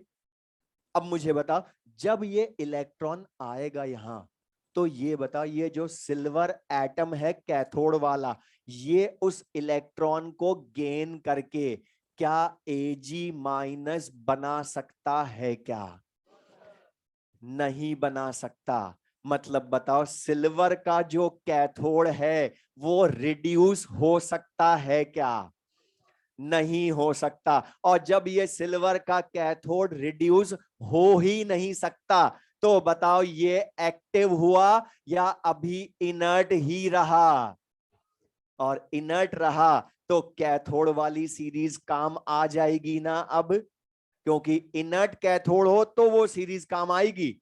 और बताइए सिल्वर का, वापस बोल रहा हूं, सिल्वर का कैथोड इनर्ट क्यों है? क्योंकि ये इलेक्ट्रॉन गेन करके एनायन कभी नहीं बना सकता। तो पता चल गया तुम्हें कि इसका रिडक्शन नहीं हो सकता सिल्वर के कैथोड का। तो बता रिडक्शन सिल्वर के कैथोड का हो ही नहीं सकता। तो बता सिल्वर का जो कैथोड है वो इनर्ट हुआ, और बता इनर्ट में तो कैथोड वाली सीरीज काम आएगी ना। और बता, अब बता दो सिल्वर आयन वाटर में से किसका रिडक्शन होगा कैथोड पर? अभी भी सिल्वर का ही होगा। मतलब silver ion in aqueous solution electron gain करेगा और सिल्वर मेटल डिपॉजिट हो जाएगी कैथोड पर। और चेक करो इनर्ट में कोई प्रोडक्ट नहीं बदला, पहले वाले में उसमें, क्योंकि इलेक्ट्रोलाइट सेम, इनर्ट कैथोड, तो बता प्रोडक्ट भी दोनों में सेम मिला ना पहले और बाद में, क्योंकि इनर्ट है तो सेम प्रोडक्ट ही तो मिलेगा ना। इलेक्ट्रोलाइट सेम है तो आंसर भी सेम कैथोड का। ये समझ में आया? अब मैं इसको डायग्राम से शो करूं। तो बता सॉल्यूशन में जो सिल्वर आयन थे, मतलब वो इलेक्ट्रॉन गेन करके सिल्वर मेटल की फॉर्म में डिपॉजिट होंगे ना कैथोड पर? तो डिपॉजिट होंगे। अब एनोड पर, अब बता कैथोड पर एक्टिव नहीं है, तो आंसर तुम्हें पता है कि एनोड ही एक्टिव होगा, लेकिन क्यों होगा वो भी समझ लो। अदा नाइट सिल्वर का एनोड जो है ये तो इलेक्ट्रॉन लूज कर रहा है ना। अच्छा बता सिल्वर एटम इलेक्ट्रॉन लूज कर सकता है क्या? Ag+ बना सकता है ना इलेक्ट्रॉन लूज करके? तो बता सिल्वर का एनोड इनर्ट या एक्टिव? और एक्टिव होगा तो यहाँ एनोड पर क्या मिलेगा? Ag+। अच्छा दूसरी चीज बता सिल्वर का जब एनोड एक्टिव है तो वो जो हमने CBI वाली सीरीज पढ़ी वो एप्लीकेबल या फेल? तो उसको नहीं सोचोगे, मतलब मैं इनका चेक ही नहीं करूंगा ऑक्सीडेशन। अब तो किसका करूंगा? सिल्वर एटम का ही, क्योंकि वो एक्टिव है अब। क्योंकि मैंने बोलता एग्जैक्ट रीजन एक्सपेरिमेंट है, लेकिन वो हम बता नहीं सकते, इसलिए मैंने बोलता आइडेंटिफिकेशन बता रहा हूं बस। तो बता सिंपल से समझ में, Ag का ही ऑक्सीडेशन होगा एट एनोड, और Ag का ऑक्सीडेशन होगा तो बताओ एनोड का प्रोडक्ट क्या बोलूंगा? Silver ion dissolves in aqueous solution. और बता एनोड एक्टिव होते ही प्रोडक्ट बदल गया ना एनोड का। तो जो बता nature of electrode product formation को अफेक्ट करता है ना। प्रोडक्ट एक्टिव इलेक्ट्रोड बदला, पूरी चीज सुन लो। मैं यहाँ पर एक और क्वेश्चन पूछ रहा हूँ साथ में। अच्छा बता सिल्वर आयन, ध्यान से बताना, जितने सिल्वर आयन बिफोर इलेक्ट्रोलाइसिस थे, बिफोर इलेक्ट्रोलाइसिस जब हमने करंट पास नहीं करी, तो बता जितने सिल्वर आयन बिफोर इलेक्ट्रोलाइसिस थे आफ्टर इलेक्ट्रोलाइसिस भी उतने ही रहे, बढ़े या कम हुए या सेम रहे? Very good. क्यों? क्योंकि बता एनोड पर जितने सिल्वर आयन इन सॉल्यूशन बढ़े कैथोड पर उतने कम भी तो हो गए ना वापस, फिर बढ़ेंगे फिर कम होंगे फिर बढ़ेंगे फिर कम होंगे। तो बता सिल्वर आयन की कंसंट्रेशन कांस्टेंट। अच्छा नाइट्रेट आयन का तो वैसे भी कुछ नहीं हुआ, तो नाइट्रेट आयन की कंसंट्रेशन भी कांस्टेंट। तो बता आफ्टर इलेक्ट्रोलाइसिस, अगर मैं आफ्टर इलेक्ट्रोलाइसिस की बात करूं तो बता after electrolysis silver ion nitrate ion की कंसंट्रेशन कांस्टेंट रही, तो बता सिल्वर नाइट्रेट के एक्वस सॉल्यूशन की कंसंट्रेशन बढ़ी कम हुई या कांस्टेंट रही? बोलो सिल्वर नाइट्रेट के सॉल्यूशन की कंसंट्रेशन कांस्टेंट रही। और बता तुमने पढ़ा है किसी भी सॉल्यूशन की पीएच उसके सॉल्यूशन की कंसंट्रेशन पर डिपेंड करती है ना। और बता जब कंसंट्रेशन ही नहीं बदल रही सॉल्यूशन की तो बता पीएच ऑफ सॉल्यूशन बढ़ेगी कम होगी या ये भी कांस्टेंट है? तो बता आफ्टर इलेक्ट्रोलाइसिस इसके सॉल्यूशन की पीएच चेंज नहीं होती है। सुनना ध्यान से, ये जो हमने पढ़ा अभी मैंने समझाया यही तुम मेटलर्जी में भी पढ़ते हो, प्योरिफिकेशन ऑफ मेटल्स में। मतलब जो इम्प्योर मेटल्स बता रहा हूं खाली नॉलेज के लिए, इम्प्योर मेटल का एनोड लेते, प्योर मेटल का कैथोड लेते हैं। इम्प्योर मेटल में से बता जो सिल्वर आयन बाहर निकलेगा बता वो प्योर पार्ट ही होगा ना, इम्प्योरिटीज ऑक्सीडेशन में या रिएक्शन में पार्टिसिपेट करती हैं क्या? तो जो प्योर पार्ट होगा सिल्वर आयन सॉल्यूशन में डिसॉल्व होगा, वो साइमल्टेनियसली रिड्यूस होकर प्योर सिल्वर पर डिपॉजिट हो जाएगा। तो प्यूरिफिकेशन भी कर लेते हो। अब लेकिन यहाँ पे कुछ चीजें जो डाउट क्लियर रखना। पहली चीज मैं क्वेश्चन पूछ रहा हूं पहले तो, यहां सिल्वर का कैथोड इनर्ट था ना, क्योंकि उसका रिडक्शन नहीं हो सकता, Ag माइनस नहीं बन सकता। दूसरा, सिल्वर का एनोड एक्टिव था, इसलिए हमने सीरीज फेल हो गई सीबीआई वाली, वो काम नहीं ले सकता। ये हुआ। थर्ड क्वेश्चन, कुछ स्टूडेंट्स जो ज्यादा सोच लेते हैं वो कहां जाते हैं अब वापस ईसीएस में, कि हमने तो पढ़ा था ईसीएस तो वाटर के बहुत बाद में आती है, तो फिर सिल्वर का ऑक्सीडेशन क्यों हो गया, फिर तो वाटर का होना चाहिए था। तो मैंने तुम्हें बार बार बोला है ईसीएस हम पढ़ ही कहाँ रहे हैं, हम तो प्रेफरेंशियल डिस्चार्ज थ्योरी पढ़ रहे हैं। और ईसीएस भी अगर मैं बोलूं तो खाली रिडक्शन में काम आती है। तो रिडक्शन में तो तुमने किया ना, बता सिल्वर आयन बाद में आता है तो उसी का रिडक्शन करवाया ना, वहां थोड़ा अलग हुआ। अब मैं क्वेश्चन पूछ रहा हूं, पहले तुम मुझे बताना answer. The copper sulphate using copper electrodes, तो बता कॉपर का कैथोड अभी भी इनर्ट है, क्योंकि बता कॉपर इलेक्ट्रोड इलेक्ट्रॉन गेन करके एनायन अभी भी नहीं बना सकता, लेकिन बता लूज करके Cu+2 तो बना सकता है। तो बता एट एनोड Cu+2 कंसेंट्रेशन बढ़ेगी। अच्छा बता कैथोड पर आपके Ag+ की जगह Cu+2 होगा ना, और बता Cu+2 छापा मेटल आयन फिर बाद में आता है वाटर के बहुत। तो बता फिर कॉपर आयन का ही रिडक्शन, कॉपर का ही ऑक्सीडेशन, तो कॉपर सल्फेट की कंसेंट्रेशन फिर कांस्टेंट, तो पीएच कांस्टेंट। अच्छा तीसरा क्वेश्चन, इसके सारे क्वेश्चन एक साथ बोल रहा हूं।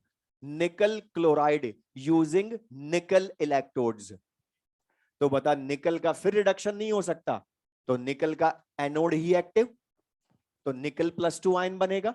अच्छा निकल+2 और वाटर में से निकल+2 फिर कैथोड पर बाद में आता है निकल+2 आयन, क्योंकि वाटर ईसीएस में बहुत पहले है, निकल+2 आयन उसके बाद में आता है। तो बता रिडक्शन फिर निकल+2 आयन का, मतलब फिर concentration constant. Zinc sulphate using zinc electrodes, zinc फिर एनोड कैथोड इनर्ट है, तो जिंक Zn+2 बना सकता है। और बता कैथोड पर Zn+2 और वाटर में से जिंक आयन तो जस्ट बाद में आता है वाटर के, तो बता फिर जिंक आयन का रिडक्शन, मतलब फिर कंसेंट्रेशन कांस्टेंट। तो बता एक जनरल चीज बोल रहा हूं आंसर लाने के लिए, अब समराइज करूं इतना सारा जो मैंने बोला, उसमें से जब भी जिंक निकल कॉपर सिल्वर को अपने रेस्पेक्टिव सॉल्ट सॉल्यूशन में रख दें, तो उनकी concentration of solution pH constant रहती है। क्यों? क्योंकि उसी के एटम का ऑक्सीडेशन, उसी के आयन का रिडक्शन, रीजन पता है हमें। दूसरा, उनमें कैथोड एक्टिव नहीं होता, इनर्ट होता, क्योंकि वो गेन करके एनायन नहीं बना सकता। ओनली कौन एक्टिव होता है? एनोड। तो बताइए क्लियर सबको? ये लिख लें।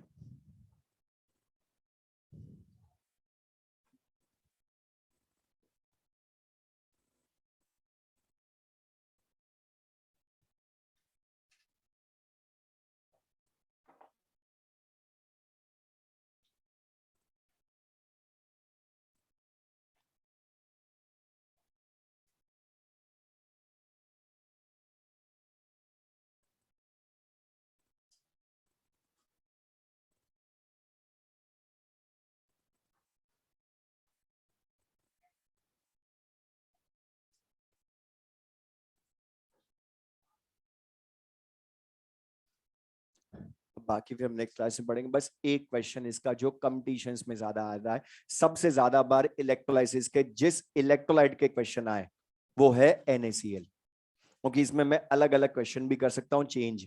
लेकिन अभी बता, जैसे मैंने लिखा बोर्ड पर NaCl aqueous using platinum electrodes, तो पहले तो बता यहां पर कैथोड एनोड वाली सीरीज यूज हो सकती है ना, क्योंकि इनर्ट इलेक्ट्रोड्स हैं प्लैटिनम। तो मेथड वही सिंपल से पहले की तरह, बता Na+Cl-H2O। अच्छा बता Na+ वाटर में से सोडियम आयन पहले आता है ना इस सीरीज में कैथोड वाली, वाटर बाद में। तो बता एट कैथोड किसका रिडक्शन? वाटर का रिडक्शन होगा, लिख भी लें। और क्या मिलेगी? Hydrogen gas. अच्छा बता, सॉल्यूशन में बेसिक नेचर बढ़ेगा या एसिडिक? अब बता, दोबारा लिखने की जरूरत नहीं है, दो में हम लिख चुके। तो OH आयन कंसंट्रेशन बढ़ेगी इसलिए बेसिक नेचर बढ़ेगा, तो पीएच बढ़ेगी, डायरेक्ट बोल सकते हैं हम। और एनोड पर बता Cl माइनस CBI वाला है ना, इसलिए बता किसका ऑक्सीडेशन? Cl माइनस का। और Cl माइनस का ऑक्सीडेशन तो क्लोरीन गैस लिबरेट होगी और 2 मोल इलेक्ट्रॉन लूज भी होंगे। तो बता, एनोड का प्रोडक्ट क्लोरीन गैस, कैथोड का प्रोडक्ट हाइड्रोजन गैस। और आफ्टर इलेक्ट्रोलाइसिस बेसिक नेचर बढ़ेगा इसलिए पीएच बढ़ेगी। तो ये क्लियर सबको? और भी मैं इसमें कुछ क्वेश्चंस में चेंज करूंगा, जैसे कंसंट्रेशन अभी नहीं बताया हमने, वो बताऊंगा नेक्स्ट क्लास में, और फिर न्यूमेरिकल्स भी हम करेंगे। लेकिन मैं बोल रहा हूँ ये जो हमने पढ़ लिया ये हमें आता है, नेक्स्ट क्लास हमें सारी आती है, इसलिए मैं बोल रहा हूँ इसको रिवाइज कर लेना। और मॉड्यूल के क्वेश्चंस भी हम डिस्कस कर लेंगे, तो वो करके ले आना, ठीक है? बाकी नेक्स्ट क्लास में पढ़ेंगे।